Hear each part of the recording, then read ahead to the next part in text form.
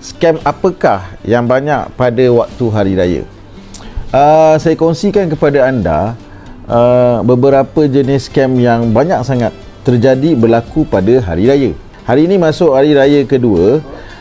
Of course, sambil-sambil kita bergembira, kita berhari raya, berjumpa sanak saudara, scammer dia takkan berhenti daripada cuba untuk approach dan memperdaya mangsa-mangsa dia.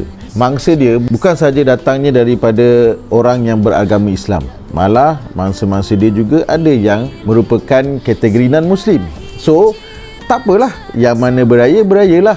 Target dia ada ramai lagi kat luar sana untuk dia cuba mendapatkan apa pun hasil yang dia boleh dapatkan.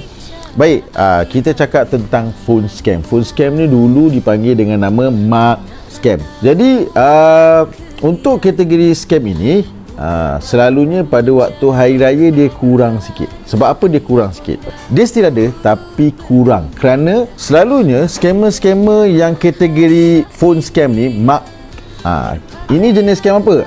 Yang korang selalu dapat call tu, yang dia kata dia daripada LSDN lah, daripada polis lah, mahkamah lah, custom, immigration, syarikat delivery, bank, insurans dan sebagainya kan. Biasanya scammer-scammer ini dia gemar dan suka menghubungi mangsa dia di waktu yang anda berada dalam keadaan keseorangan, atau anda berada jauh daripada di kalangan ahli keluarga ataupun rakan-rakan.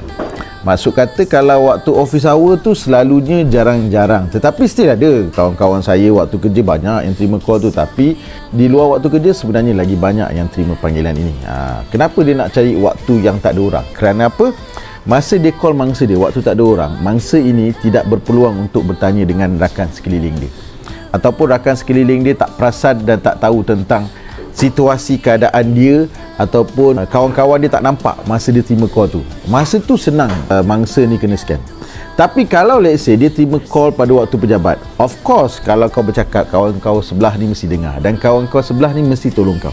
Ataupun masa anda terima call pada waktu pejabat, anda berpeluang untuk tanya kawan anda, aku dapat call ni lah, macam mana, okey ke tak? Masa tu scammer tidak berjaya scam anda. That's why dalam siasatan dan bisikan yang saya buat sebelum ni, hasil soal siasat saya terhadap scammer-scammer yang saya tangkap, dia suka fokus pada waktu anda keseorangan. Selalunya waktu bila? Waktu malam, atau di luar waktu pejabat. Sebab masa tu anda kat rumah, tak ada kawan sekeliling, ada anak-anak pun, anak-anak tak tahu scam tu apa, betul tak? Ada pasangan pun, pasangan mungkin sibuk dengan urusan masing-masing.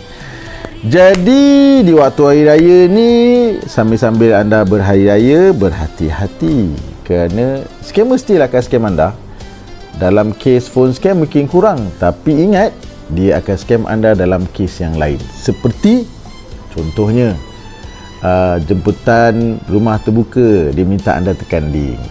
Contohnya tawaran pinjaman, dia dah tahu ni kau dah habis dah, duit dah habis banyak ni, nak tak kau ni nak pakai duit lagi banyak kan, kau pinjam dengan aku. Lalang kau kena scam. Dan juga beberapa kes yang lain. Untuk anda semua, kalau nak tahu lagi perkongsian tips daripada saya, follow dan share video ini. Untuk anda semua, kalau anda nak duit anda selamat, anda nak handphone yang anda guna tu selamat, pastikan anda menggunakan internet dengan selamat. Tips internet selamat dari Rahmat Fitri bin Abdullah. Tak nak kena scam? Dengar cakap Rahmat.